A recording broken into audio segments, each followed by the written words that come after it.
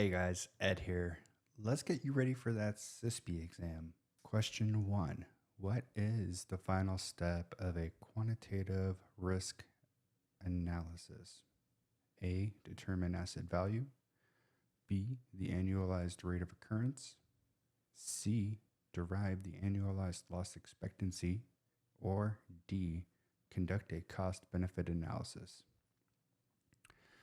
So right away, I'm seeing some building blocks of a quantitative risk analysis, but nothing that really wraps it up like D, conducting a cost benefit analysis. So my answer is going to be D here. But let's look through the other answers, make sure there's not something better. So determining the asset value. This is really a building block. It's definitely part of that formula for a good quantitative risk analysis. So you'll see it often written as AV. Next one, B, assess the annualized rate of occurrence. The ARO is an important factor. It tells us how often something's going to occur.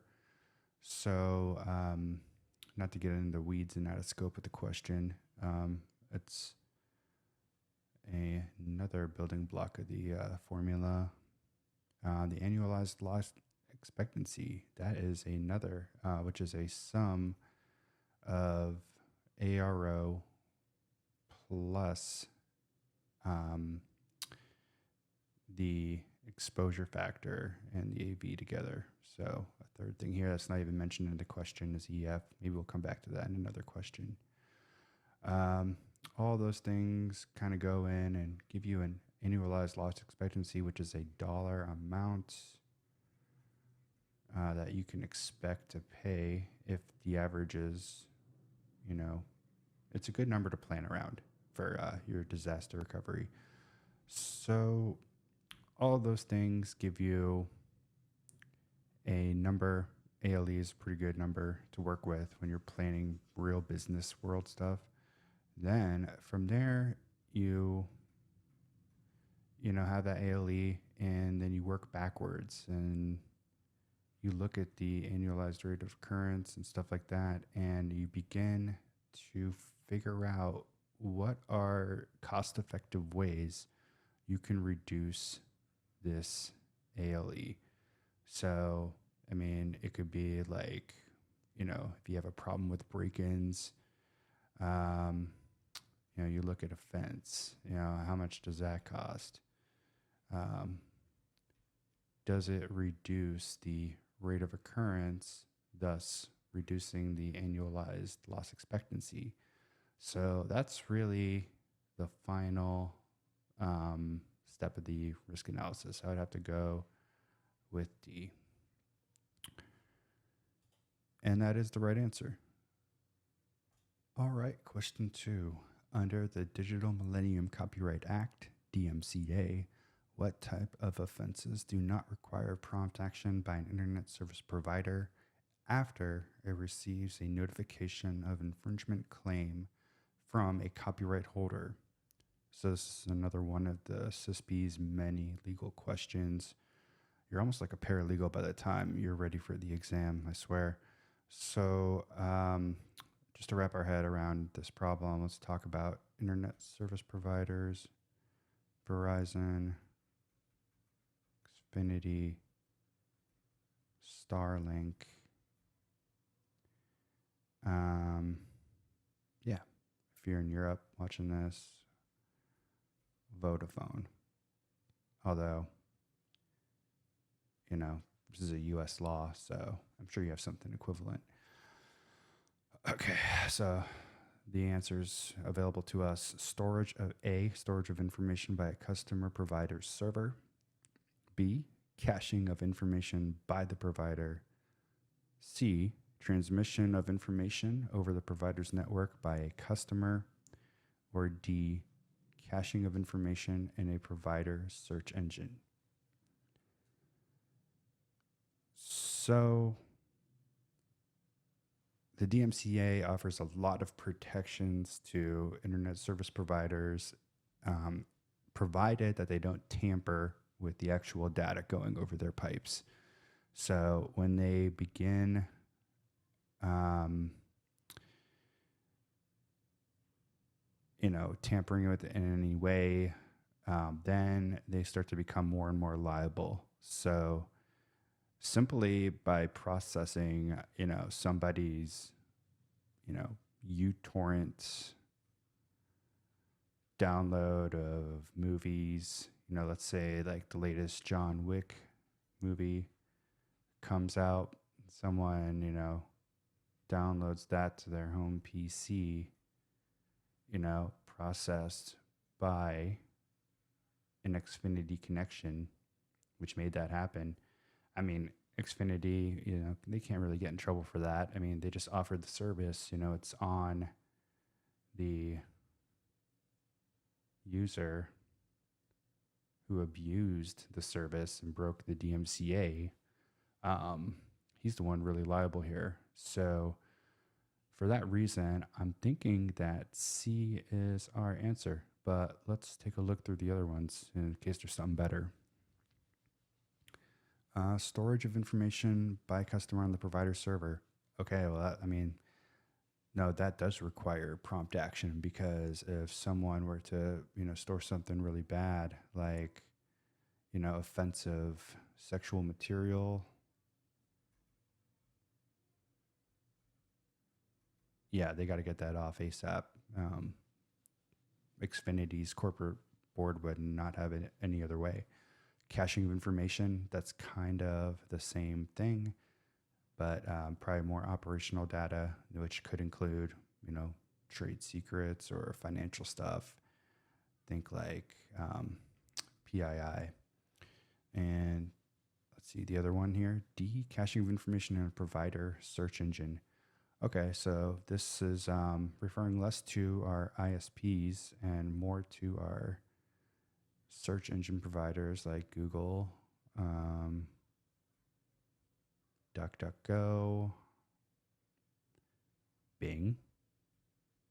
So they process searches all the time, especially if someone is searching with an account.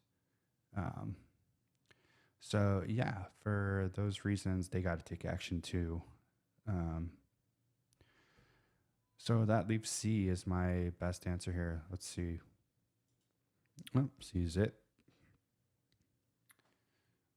Okay, next question. All right, next question. Number 3. Under the General Data Protection, GDPR, which requirement for processing under the personal information states that individuals may request that their data no longer be disseminated or processed? So we're talking about, Europe first off. GDPR exclusively means Europe or entities doing business in Europe. If you're in the US and you have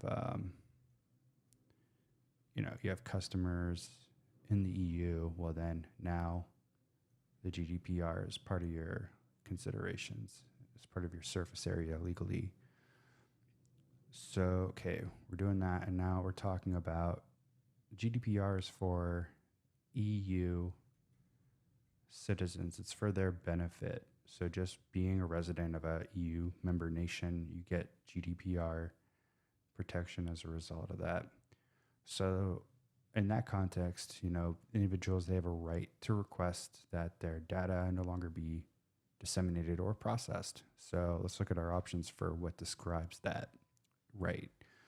A, the right to access. B, privacy by design. C, the right to be forgotten.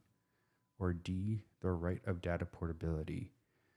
I'm going to go C, but let's look at the others. The right to access, I've never heard of that. I've never really studied the GDPR too much. Privacy by design, that sounds more like a engineering architecture principle than it is, a citizen's right. Data portability, I mean, that's more to, have a copy of your data if you want. So like on websites, you can usually go to some setting and then you can export, a copy of all your data. YouTube is one such thing. If you have a YouTube channel, you can export all of your videos. Most other websites, they can give you a big, usually it's like a CSV of all your data that they have on file. And then from there, you can delete it or remove it, however you see fit. So let's see if C is it. Yep. All right, on to the next. Question 4. Which one of the following is not one of the 3 common threat modeling techniques? So, yeah, these are just different ways to think about threats. And as a reminder, threats are nouns. So we're talking about natural, forces of nature, definitely about people, even, animals like, meteors, like all sorts of different categories of threats, not to be confused with vulnerabilities. So how do we model these threats? I mean, what we just did here, we were focused on attackers, kind of. Still getting used to the stylus pen.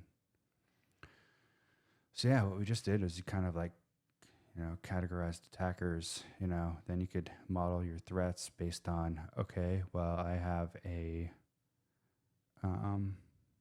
server farm, bunch of boxes inside of a, big office. Can a meteor hit it? Sure. It's very unlikely. Animals, less so. People, can they mess with it? Most definitely. Forces of nature, yeah, like a good hailstorm or thunderstorm could take it offline. So yeah, we just looked at all of these threats based on assets. So that's option A. Option B, focused on attackers. That's what we just did. Focused on software. Okay, now we're talking about like of these threats, which are nouns. Let's expand that list here. So we have Office, which is on most, the business world's computers. At Microsoft Office, we have Java, makes a lot of apps work. JavaScript, ChatGPT. I'm writing behind my camera, sorry. ChatGPT, Java, Microsoft Office. This is software and threats at the same time. Software version of threats that can affect our footprint, our IT footprint. So that's focused on software. Then D, focused on social engineering. I would argue that social engineering is more of a verb. And, verbs are what nouns do. So social engineering is what people do, usually just abusing trust, good nature, stuff like that, willingness to help. So for that reason, I'm thinking D, because this is not a common threat modeling technique. And yeah, there it is. D is the answer. Question 5. Which one of the following elements of information is not considered personally identifiable information that would trigger most United States state data breach laws? Okay, so this is a US specific question. When we're thinking, it's also a PII question. So PII plus US breaches as well. So those are the keywords to me. When we're looking for what is not what elements of info, what elements of PII, which is a breakdown of PII, what little parts are not going to trigger a breach action or notification requirement. So what really we're looking for here is what is sensitive enough to cause that credit monitoring service letter to go out and tell people they got a month of credit monitoring, etc. What could be sued over? Let's take a look at this. So A, student identification number. B, social security number. C, driver's license number. D, credit card number. Well, there's a lot of easy giveaways here. Credit card number, that is going to, people don't play with their money, especially in the US. You know, it's going to cause a ramification for sure. Driver's license, I mean, that's some really good PII. You know, you can start to make things happen, you know, good or bad for somebody if you know their driver's license, especially identity fraud. Social security number, you know, enough said. You know, that's like the core identity of a citizen in the US. Student identification number, I don't think so, because I mean, that's a private membership ID number. You know, what can someone really do with your student ID number beside like pay their loans or attend class virtually for them and do their homework for them? That's really the education PII is the least harm. I mean, that stuff doesn't even really qualify as PII in most states, and most states will base their PII laws based off of California. California is kind of the leader in the US for privacy rights of citizens. So I definitely recommend you read up on this. It'll do you well, because this is the most hardcore it gets for states, you know, protection. They're almost at the GDPR level and how much they offer. So if a company can, you know, meet this California standard, you know, they're usually pretty good. So let's see if that's the right answer. Indeed, yeah, that does not qualify. Question 6. In 1991, the federal sentencing guidelines formalized a rule that requires senior executives to take personal responsibility for information security matters. What is the name of this rule? A, due diligence. B, personal liability. C, prudent man. Or D, due process. So yeah, this is all about like having really legal-based consequences to act in good faith for shareholders and also, I guess, you know, consumers. So alike. So the federal sentencing guidelines. You know, there's some rules here that are just more of like recommended best practices for how businesses should operate. So due diligence, I mean, let's talk about that in a general sense. So due diligence is really, you know, doing the work.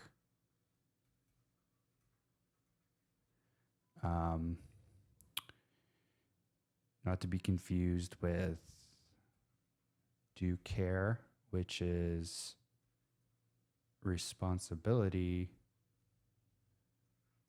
for doing the work, doing the due diligence. So that means like an executive can practice due care by outsourcing the due diligence to somebody in their team. Personal liability, well, that doesn't really have much place in, you know, executive structures, which usually means, you know, corporation. I mean, that's more about private citizens' rights and stuff. So I'm not liking B. I'm not liking A so much. C, prudent man rule. That kind of has to do with due care, what we were just talking about. And for that, I'm liking C. Let's see if D is any better. due process? Well, we're talking about, legal rights in the US. People have right to due process, which means like a speedy trial. They're not just sitting in like a jail cell for like, a crazy amount of time. Like it's over as quick as possible. So for that reason, let's go see. Let's see if that is it. Yep, it is. Question 7. Which one of the following provides an authentication mechanism that would be appropriate for pairing with a password to achieve multi-factor authentication? So right away, just to jot down some core ideas here. MFA, and MFA means multi-factor, so the question gives us one factor already, password. Now it's asking us to find a good second factor to go with it to complete the MFA solution. So we got A, username. Now think about that, like username and password, that's like single factor all day. I mean, as a refresher, this would be something So these are both something your username, your password, that's one factor. So that's 1FA, aka single factor SFA. So that's no good. That's out. Security question.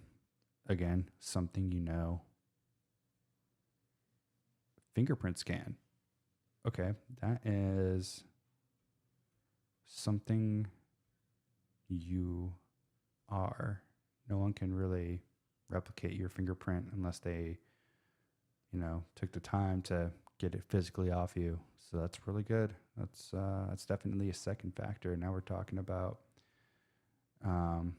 applied to here in this list here, in the solution we're proposing. Yeah, that's definitely 2FA.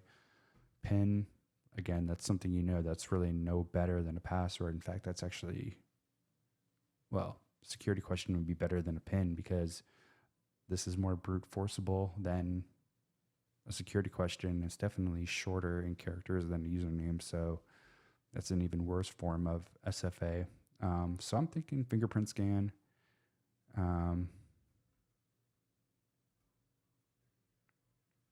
Fingerprint plus password, that's pretty solid. I mean, it's going to be tough to break into. See what the answer is. All right, see, it is fingerprint scan. Question 8. Jordan is the chief privacy officer for a financial institution and is researching privacy issues related to customer checking accounts. Which one of the following laws is most likely to apply to this situation? So we're talking about customer checking accounts. Now, that means we're looking for financial laws here. So, in our role playing, we're the chief privacy officer, not a title used much. So this is really testing our knowledge of the laws and what they govern. So let's roll out the easy ones right away here. But first, let's go through the list. A, GLBA. B, SOX. C, HIPAA. D, FERPA. So right away, HIPAA, that's definitely related to, the first letter is health. So health insurance, portability, and Accountability Act. So yeah, that's all about like holding institutions accountable for handling your health records responsibly. If you have like a debilitating condition, something that could be embarrassing to you, you don't want that getting out, right? So this kind of puts some big consequences on hospitals and governments if they mishandle this stuff right here. So that's not to do with our question though, financial laws. So I'm going to X that out for now. FERPA, okay, we're talking about family, education, rights, privacy act. So keyword there being education. I don't like that one either. Okay, GLBA. So you wouldn't know it, but you know, this stands for Graham Leach Bliley Act. And that's looking all right. I mean, you know, these three senators got together some time ago and they put together legislation which holds, you know, banks and financial institutions accountable for privacy and handling of records.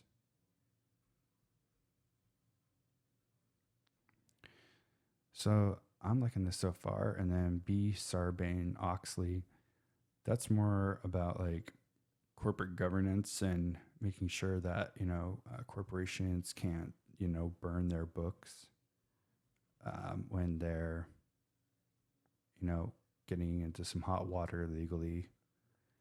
So that's more about like corporate responsibility. And while a bank can be a corporation, A is a better answer here, in my opinion. Let's see. It is question 9. Which one of the following control categories does not accurately describe a fence around a facility? A, physical. B, detective. C, deterrent. D, preventative. So the CISP is pretty big on like ensuring that you know how to label categories, and it ties up pretty well with, even though this is like a, you know, industry agnostic certification, a lot of its core ideas definitely do come from the U.S. federal government. And if you read their manuals, things like the NIST manuals, like 853 Rev 5, this is a big old PDF, like 690 pages, and it's just a catalog of different controls and how, you know, federal government bodies can apply them to achieve security. So it definitely categorizes, you know, everything into some sort of category. And there's different kind of labeling categories. So like a fence, for example, here we're talking about. So like you just got your chain link fence. Let's take a look at some of these labels. Physical. Yes, because we can touch it. So we're talking about what does not accurately describe a fence. So for that reason, I don't like that right here. Detective. I mean, unless this is a smart fence that has some silicone, it has like a network card, you can get a Wi-Fi signal. I don't think it's going to, you know, sport a detection capability. So for that reason, this is looking pretty good. Let's go with this and check out the others. C, deterrent. Well, you know, if someone's coming up on the fence and depending on their level of fitness, this may or may not be a deterrent. If we were to have some barbed wire on top of it too, I don't care how fit you are, you might not want to cut up your hands. So more than likely than not, this will be a deterrent control. So I don't like this one for this answer, for this question. Preventative, well, yeah, it's going to either prevent somebody or it isn't. It's not going to be really like a corrective control, which would be an alternative to preventative. It's not something, offense doesn't, you know, serve any purpose after the breach or the intrusion. So yeah, that's another attribute of it. So let's see if B is our one here.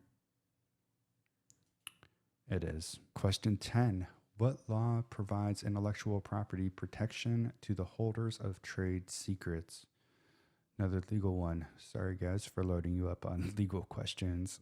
So the core themes here, intellectual property protection. trade secrets, holders, the people who own the trade secrets, the copyrights, the intellectual property.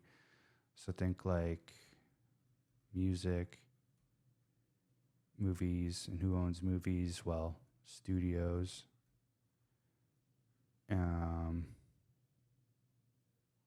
Arista, that's an example of studios, Warner Bros. And the holders, well, these are describing the different holders. So, yeah, let's take a look at our available answers. A, copyright law. B, Lanham Act. C, Glass-Steagall Act. D, Economic Espionage Act.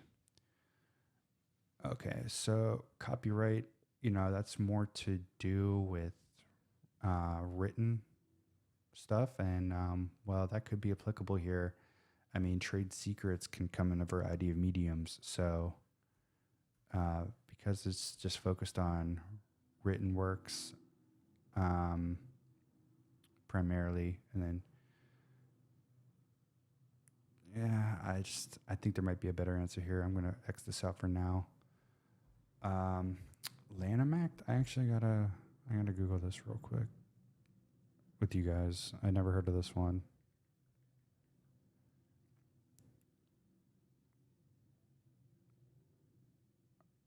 Okay, so this has to do with like branding.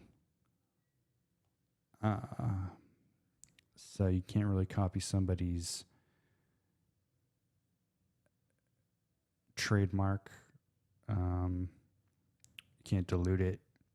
You can't falsely advertise. So that would be like, if I'm interpreting this right, feel free to let me know if I got this right in the comments. Like, Nike has the swoosh, like, and just do it. Like, I can't just go rent out a billboard and just steal their Nike swoosh like that. Or the Adidas 3-stripe thing. Yeah, I can't just jack that. So, I mean, that's not really a trade secret. I mean, as we discussed, it has to do with trademarks. So, yeah, let's leave that out. Glass-Steagall Act. I've read about that one time.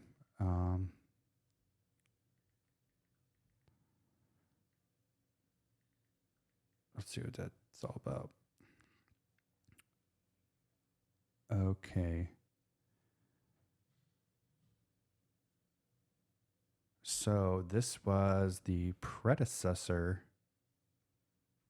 to the GLBA. Oh, I'm learning something new. So this isn't even around anymore. It got replaced by Gramm-Leach-Bliley Act in 1999. So this is probably going to be a wrong answer on most of your, tests that you guys take, because, I mean, they're not exactly asking. I don't think it's in scope for them to ask about the history of stuff as much as like present day. So ISC2 will probably leave this out. D is our last one here. Economic espionage. That sounds like it pairs pretty well with trade secrets. I mean, like, we're talking about what is a trade secret? Things like, KFC's secret recipe, the Chick-fil-A sauce, as much as people try to rip it off and do their little home little recipes, mimicking it on TikTok, it doesn't taste quite the same. So, like, that's a trade secret that would do big damage if someone were to get the Krabby Patty recipe. So, for that reason, D is our answer. Well, that wraps up 10 questions, guys. This is the first of what I hope to be many videos in this format. Just getting the practice in, hoping you guys get the confidence you need to pass your own practice exams and then passing the test. So thank you for watching, and hit that subscribe if you want to get notified on when the next one will come out. I plan on doing these kind of videos for the certs I hold. So that's cissp-issep,